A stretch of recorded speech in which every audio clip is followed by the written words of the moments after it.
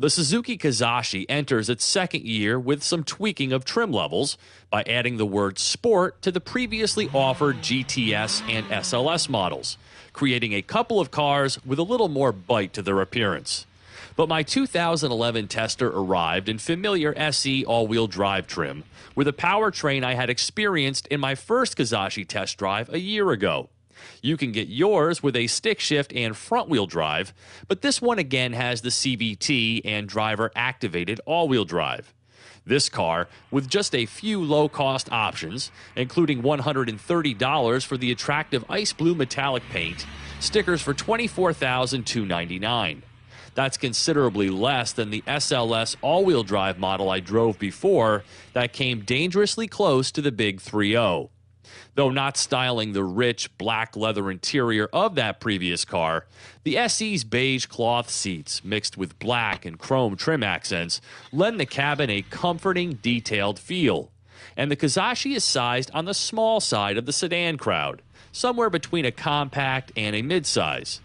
Gladly, rear seat head and legroom is adult-friendly, but compare it to a Subaru Legacy, and it's quite a bit smaller inside and out.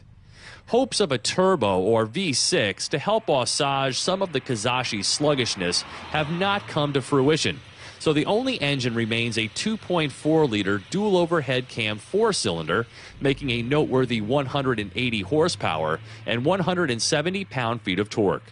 Still, its 3,483 pounds and continuously variable transmission produce a 0 to 60 time in the 8.5-second realm. Not exactly sports sedan fodder. Gas mileage is okay at 22 mpg city and 29 highway. Though I found the steering to be way too heavy on the SLS all-wheel drive model I test drove the first time around, this 2011 Kizashi feels much better in that regard, though the CVT still a bit on the noisy side. The Kizashi suspension tuning is to be commended, wielding the solid body through the turns with great precision and ride comfort. 18-inch Dunlop all-season high-performance tires are now standard on the SE trim, a nice fit for this car.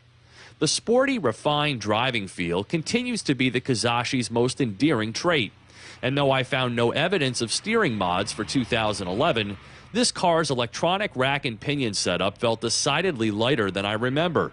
A big plus.